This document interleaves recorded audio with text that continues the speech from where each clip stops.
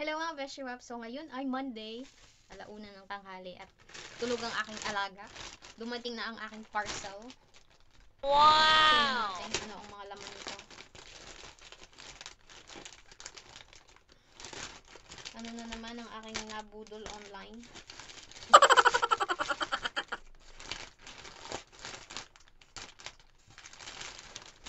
Tingnan natin. Wow, isa, dalawa, tatlong, apat, lima. So, ito unang bubuksan ko. Ito ay pang latag sa sahig. Kasi, sa sahig na ho ako nahiga para sa aking likuran. Aww.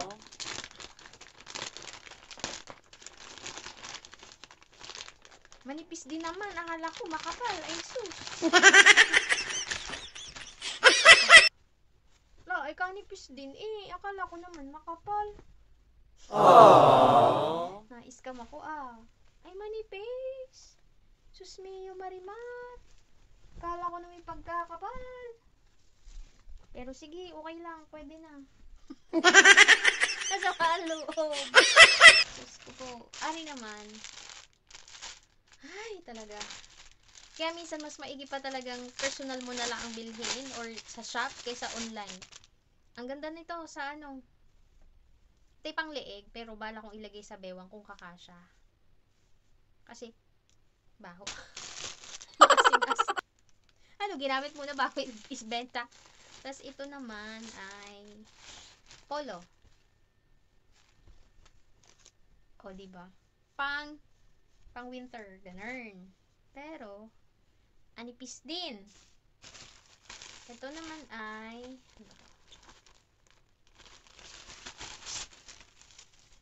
wow. Ay, wow. Wow! Natin. Hala, ay masikip. Medyo masikip mga besh.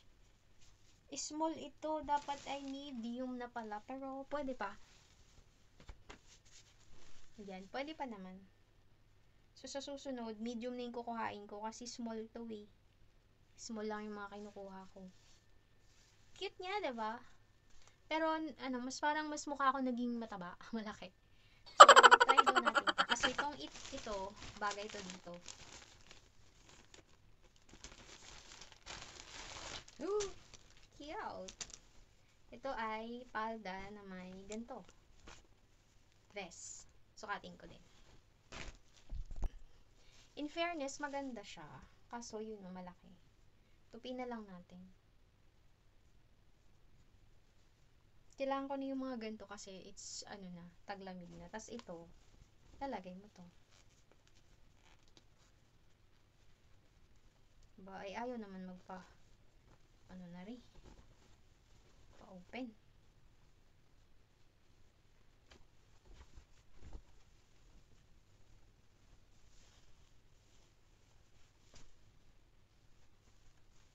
Oh, ha? Hala! Hindi na Wow! talaga ako pag Asian size. Pero pagka dito, small pa rin ako. Hala, masikip. Hala, masikip dahil. Medium na. Wait lang. Hala, ay masikip. Dapat medium na pala ako. Pero maganda yan. Maganda pala to. Pwede pa. Pero, medium na talaga ako. Yan. May palda to Ayan. Sukatin ko yung palda. Para kang schoolgirl. Charis, tingnan nyo. Ang cute. Wow! Ang cute niya. Oh my gosh. Okay siya. Kaso to, tingnan nyo. Ang sikip. Pero ayos siya. Mukha kang schoolgirl. So, dapat pag mga ganito, medium na ako. Small pa kasi to, my God. Pero 36 siya. Siguro Asian size. Pag Asian size, 38 na ako. Pagka European, 36 lang. Taba ko na, my gosh. O, diba? Aww. Mahal dito pagka summer. Ay, pagka winter. Mag-winter na kasi wala na yung iba kong damit. Pinadala ko na sa Pinas, tapos pinamigay ko na, tapos yung pala Aww. Ay, live, kaloka talaga. The next day. Kakapagod ang higa ng higa mga besh, kaya punta tayo ng grocery, bibili tayong mga gulay-gulay at prutas. Kulang ang aking grocery kahapon dahil pagdating ko dun ay magsasara na. So tara mga besh wops. Grocery naman din. Ay, wala na namang cart mga besh. Walang cart, nakakainis. Kakayamot, walang cart. Tayong prutas. Gusto ko ng mangga. Tayong mangga. Tapos na ako mag-grocery mga besh. Makulimlim kanina maaraw ngayon makulimlim na. Ay, ito na naman, mabigyan na naman akong bitbitin. A few moments later. Partida mga besh, may kibat pa akong mabigat. Nakakapag-bike na ako. I'm very proud of myself. Siguro magtataka kayo bakit ko sinasabing laging I'm very proud of myself. Kasi bihira lang ako sabihan ng mga pamilya ko ng ganun. O nakakilala ko. Kaya ako lang nagsasabi sa sarili ko. Later.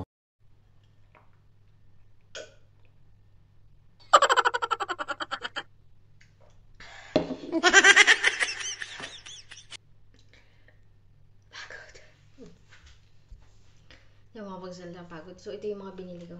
Mangga. Bell pepper for sweet and sour. Mansanas para sa salad. Vegetable salad. Raspberry. Chocolate drink. Day. Cucumber and carrots. Tsaka grapes. So yun lang ang binili ko mga besh wops. Pagod din, mabigat din kala niyo. Siguro mga 3 kilo din yung bit-bit ko. Ayun mga besh, ipaghahaponan na namin ni Opa. So for today's ulam, ang aking ulam ho ay ensiladang talong. Nakasalang pa yung talong sa air fryer. Ito ay sibuyas, kamatis, bagoong at mangga. Then si Opa naman, pagluluto ko siya ng mashed potato with ang tawag nito, carrots and mais and gravy with the burger steak. So yun yung hapunan namin for today's video. May daing na tinapang bangus din pala ako mga besh wap. So ito ang aking talong. Very Filipino and masarap ang aking ulam for today. Hindi ko alam, basta gusto kumain ng Pinoy food. At ito na nga po, inumpisan ko ng lutuin ang pagkain ni Opa. Inuna ko yung sa akin kasi ayos lang naman na medyo malamig yung akin. Pero pag kay Opa, gusto niya talaga mainit pa mga besh. Kahit sobrang usok-usok pa, wala sa kanya yan. As in, talagang okay lang. So, syempre, lutuin natin yung carrot sa butter. Tapos ilagay natin yung corn. Hindi ko na nilagyan ng sampion mushroom kasi ilalagay ko sa gulay yung mushroom. So ayan na, palalambutin ko lang dito yung carrots mga beshiwap. Tapos syempre asikasuhin ko na yung aking mashed potato, ay nilagyan ko lang ng kaunting salt and pepper yan sa mga beshiwap. And then syempre sa akin, ayan, ito Pinoy food at ito na ang talong mga besh. So ari na ho mga beshiwap at makain na. So let's eat. And that's it for today's video mga beshiwap. Maraming salamat. Bye for now. The next day. Hello ho mga beshiwaps at kabayan. Pasensya na at kung pansin ninyo wala akong upload kahapon. Ako ho talaga ay medyo masama pa ang pakiramdam. Simula Lunes ng gabi ay hanggang kahapon ayan nung sama ho talaga ng aking pakiramdam.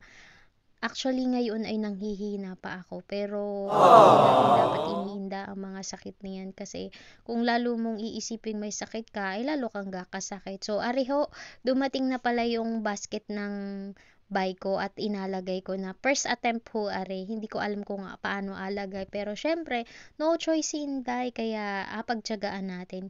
Siguro ay naka 5 attempt ako. And yun, pagka-check ko, agoy marimar, Diyos mio ho, ay medyo napalaki yung banda sa may upuan. Dapat ay medyo iurong ko kasi medyo malaki ang aking puwet. So, ayun na nga. Ito ay second try na. Nilagay ko na ang basurahan sa gilid para hindi siya na gewang-gewang kasi yung unang lagay ko ay tagilid. So, tinanggal na naman. So, ayan. Ibalik ulit natin. And ending, mali pa rin talaga. So, kung wala ka ho talagang tiyaga, ay hindi mo maaayos. Sabi nga nila ay hindi kaya ng puhang mga besywap. And salamat mo pala sa rosaryuhang bracelet na galing kay Ining. Hindi ko alam saan irigaling, basta binigay ni Ining nung galing siya sa Pilipinas. Ayan, so napakaganda ho niya kasi nailaw sa gabi ay nakakatuwa. Para akong bata. So, ayan, as you can see, nahihirapan si Inday. Hindi ko alam kung paano akabit at kailangan ay hindi nakakiling ang bike. So, dapat ay nakatuwid laang siya. O, ayan, kiling. E di, tinanggal ko ulit. Parang pangatlong try ko na rin mga beshop. Ako'y malapit ng mauyamot. Pero wala nga ning magagawa. Kailangan magtiyaga. Alangan naman yung matanda o yung alaga ko pa ang gumawa ni rin mga beshop. Well, hindi ko siya masyadong naintindihan yung instruction kasi nga Dutch. So, ayan, di ba? Kinabit ko pero ending mali pa rin.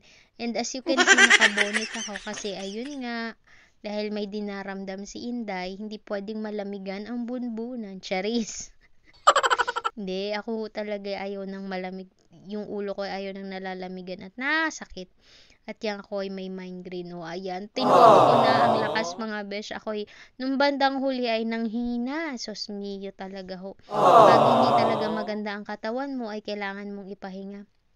Pero syempre, buhay abroad, kahit masama ang pakiramdam, kailangan mo pa ring intindihin ng inyong alaga o ang trabaho. Aba, ay hindi ka naman pumarini para laang humilata at sahuran. Kaya kahit medyo masama ang pakiramdam ay nakilos, nagaluto, kaya ko pa naman. Hindi pa naman nakatulad nung dati na hindi na ako makalakad. Yung time na na lang ako, nagapang para makakain, maka-CR, ganun. Hindi pa naman ganoon. Masakit lang talaga ang aking ulo dahil sa lamig. Kaya ayan, bonnet na ulit si Inday. O, diba? Ayan, tuwang-tuwa na ako. Wow, okay na. Pero ending, mali pa rin. So, keep on trying lang mga best. Sabi nga is, try and try until you succeed. Hindi until you die ha. Walang ganon. Abay, pag ikay namatay, di wala na. Paano ka pa ulit magta-try? Parang buhay, trial and error. Pag may ginawa kang isang bagay at hindi uubra, abay, ulitin mo na lang ulit. Kesa naman magwala ka at sisihin ang mga bagay-bagay sa iyong paligid. O, ayan na nga ni, yan yung inasabi kong tabingi. Nakabit ko na at pinwersa kong maigi ay tabingi. Nakikita nyo naman, diga? So, kaya kinuha ko ulit ang isang basurahan para pagsandala ng ating napakagandang bike na lumang-luma. Inakalawang na. Gahanap nga ni ako nung panglagay sa yung sa mga inakalawang na bagay-bagay. Uy, ayan. So, hindi na ako nakatiis. Nilagyan ko na ng zip, basta yung pang-lock. Yung ganun, zip-lock or something. Ayan, cable tie. Ayan, nilagyan ko para hindi siya nagewang-gewang. Pero ending, aba, ay mali pa rin talaga. Ay, sus, marimar. Ay, kung ang magawa ho ba yan ni ay yung kuya kong panganay. Ay, ay pag hindi ko malat ang kung ano-ano. Para sila ng aking tatay. Sana hindi mo panood at yun ay gagalit. Lagin mo lang ako inapulaan sa iyong video. Kaya hindi nanonood ng vlog ko. At pagka may mga ganiring kumpunihin at hindi nila kaya, ay susay, bahala ka sa buhay mo. Iwan nila yan. Ako kasi matyaga ho talaga ako sa lahat ng bagay. Yan. So, hanggat hindi ko natatapos ay hindi ko inatigilan. Ganun ho ako. Maski sa buhay, hanggat hindi ko nakakamit yung gusto ko, ako hindi nasuko. So, after ilang try, 5 try, ari na, pwede nang mag-bike mga besywap at nagamit ko naman din, Ako'y nanghihina pa din talaga sa totoo lang. Pero wala, kailangan ko na talagang kumilos. Aba, ay kailangan ko na mag-grocery bukas o sa Sabado, kaya ako'y kinabit ko na ari. Tingnan nyo, hirap na hirap ako. 'Di ba? Ang laki ng puwet ko. Ay, so, speaking of, ako po pala ay bumigat na at dati 51, ay 50 ako, ay ngayon ay 51 kilos na, 51.9 or 0.8, sus mio. Kaya pala ako hirap ng huminga. Dapat po ang timbang ko ay hindi malagpas ng 50 or else ako hirap ng huminga. So, ari lang ang share ko sa inyo. Tingnan nyo naman, o gewang-gewang pa ako kasi nanghihina pa nga ni ako. Tapos, ang daming nadaang sasakyan ngayon din sa tapat namin. Siguro may ginagawa dun sa main road, kaya dining nadaan. Maya't maya ang daan. Eh, dati naman ay makakaunti lang ang nadaan din parang every 30 minutes or 15 minutes. Aba din ay halos sa minuminuto ay may nadaan. So, ari na nga ni ho mga besyo-up. And that's it for today's video at maraming salamat. Pasensya na at hindi naka-upload kahapon. Bye for now. The next day. Hello mga Beshwap! So, ari ang aking kaganapan for today's video. So, nagluto ako ng fried chicken at gulay para sa tanghalian namin ni Opa. Sus mio marimar, hindi ko na alam anong luto pa ng chicken ang agawin ko kasi ang gusto lang naman niya ay chicken barbecue at saka soy chicken at saka ito fried chicken. Umi-umi na din kaya paminsan-minsan ay nagaluto ako ng gulay kahit paano may substitute man laang. Kahit ano naman ay inakain ko pero wag naman araw-araw ay chicken. Yun lang kasi inakain niya ngayon chicken. Ayaw na din niya ng hipon kasi sinabihan ko siya na, Opa, nung huling kain mo ng hipon, parang sumama yung pakiramdam mo. Tapos kumain ulit kami nung isang araw, ganun na naman. Kaya sabi ko, wag ka na makain ng hipon. So habang nagaluto ako ng fried chicken at saka ng gulay, tanghalian, niluto ko na rin yung aming beef pares para sa hapunan naman namin ari mga beswak. So nilagyan ko na ng sangkap at pag nagluto ako ng beef ay matagal, mga 4 na oras kong inapalambot. Kahapon ko pa pinalambot yan mga beswap. So mamayang gabi pa namin kakainin. Ganun para super lambot at hindi na mahirapang kumagat yung alaga ko mga besh. Even itong chicken, kailangan lutong-luto talaga. Well, dapat naman talaga ay lutong-luto. Para maiwasan ng kung ano-anong sakit o whatsoever. So, ayan ang aking gulay na patsyam. Nilagyan ko lang yan ng mushroom mga beshuwaps. So, after few minutes, ari naman din napakasarap man din para at makain for lunch. Later. So, hello mga Beshwap, na ayos ko na aking bike. Kahapon, super dito yan. O ngayon, ayan na. Para naman may space yung aking malaking puwet. And tayo pupunta sa grocery mga Besh. Maganda ang weather for today. Mainit. Ayun mga Beshwap, pagdating ko sa sentrum, pumunta muna ako din sa bilihan ng mga mangkok. At dalawa ang aming mangkok. Ako'y nahihirapan at kailangan ko paminsan. So, nakita nyo ba ering upuan na kahoy? Yan ay 4,000 pesos mga Besh. Bumili pala ako ng 2 mangkok kasi dalawa lang yung mangkok namin doon, nahihirapan ako. 2+2, pag dalawa binili mo, may 2 kang free. Di ginrab ko na, di nakakatak ako. So, pagdating ko naman dito sa grocery ito, bumili na ako ng saging. Yung medyo hilaw-hilaw pa, pero para magtagal siya ng kaunti. Tapos, bumili din ako dyan ng melon, ng chicken, ng itlog, ano pa bagay mga binili ko. Pakita ko naman mamaya sa dulo ng video mga besh. Kaya dapat ay tapusin mo. At baka ako'y may ibigay sa iyong 1 kilong chicken. Charis, joke lang. Basta patapusin ninyo at kayo matutuwa. Dahil ako'y may kwento. So, ayan, ikot-ikot kung saan yung mura at kung saan yung buy one take one. Ako'y magaling pagdating sa grocery, dun ako sa buy one take one mga beshwa para may discount. Yan ang aking nabili. Bayad na tayo. A few moments later. Kapagod.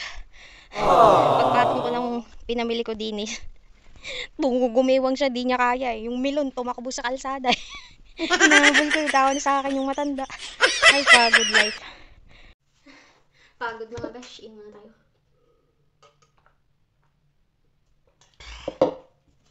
Tingnan natin mga pinimili natin to. Ito yung mangkok.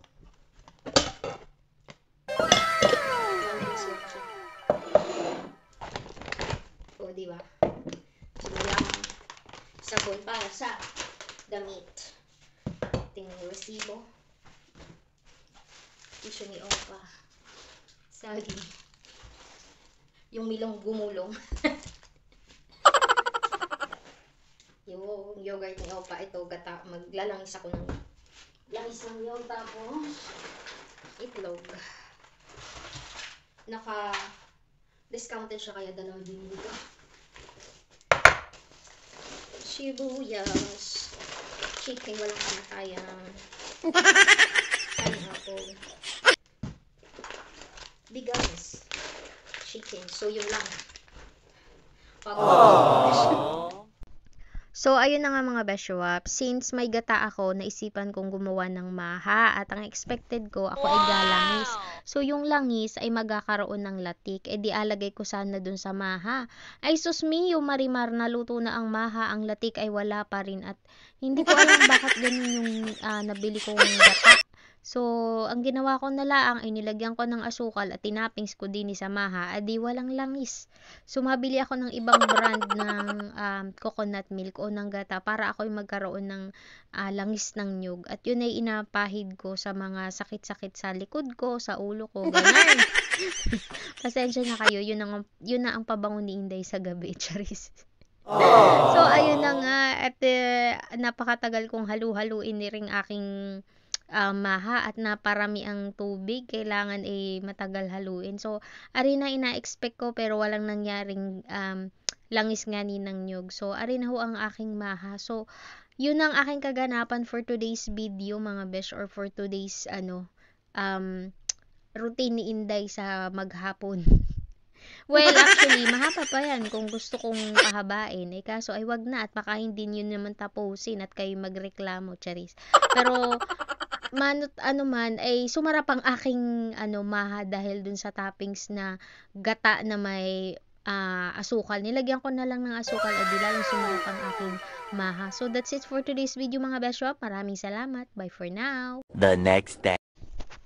Hello mga Beshwaps at kabayan, happy Sunday po. So, ariho, na-miss ko ang pansit kaya ako'y galuto ng pansit para sa akin. At kay Opa naman ay sopas for lunch. So, ayun, ending, si Opa tumikim ng kaunting pansit. Nung nakain ako, aba, ay nagustuhan. Di humingi, sabi konti lang daw. Binigyan ko, pagkaubos, humingi ulit. My goodness, sabi ko, hindi maganda yan sa tiyan mo kasi mabigat yan. Hindi ko alam ano ibig sabihin or English ng hilab. Pinagbigyan ko na lang kasi pa naman, tanghali pa naman, hindi pa naman gabi. Pero kung gabi, hindi ko siya bibigyan. Minsan na nga lang makakain ng masarap yung matanda. Syempre, nag-asawa din naman siya sa manok katulad ko. Pero no choice siya kasi yun lang naman yung pwede sa kanya, mga Beshwap. So, alam ko namang alam ninyo paano magluto ng pansit. So, ari ay recipe ni nanay. Ginaya ko laang. So, ayan, syempre, hiwain natin ang repolyo, ang carrot, sibuyas, bawang, tapos yung chicken ay pinalambot ko mga beshiwa para himay-himayin kasi ayoko na nung malalaki yung yung chicken. Pero kung marami naman kayong pangsahog na chicken, edi wow. I mean, lalakihan ninyo na. Ako kasi, nakalimutan ko bumili ng other parts ng chicken, kaya tinipid ko. Kasi, yung kalahating chicken, mamaya naman gagawin ko na sweet and spicy chicken. Paborito na din ni Opa yan. Yung may pinya, mga Beshwap. So, after ko maghiwa, ito, magigisa na ako ng sibuyas, bawang, at yung chicken hinimay. And alam nyo ba yung kaldo? Kaldo is sa Spanish para sa sabaw or pinaglagaan ng mga karne. Ganun. So, yung kaldo ng chicken o yung pinaglagaan ko ng chicken ay tinabi ko kasi yun yung isasabaw ko. Masarap yun mga Beshwap. Kung wala kayong chicken cubes, pwede na yun. As in, kasi diba dati di naman uso yung mga pampalasa, asin at paminta lang ay ayos na. Ngayon ay napakaraming chemical mga Beshwap. Kaya, din tayo, prone din tayo sa mga sakit-sakit dahil sa chemical na kinakain natin. Pero, much better sana is mga naturals, na lang na pagkain or fresh.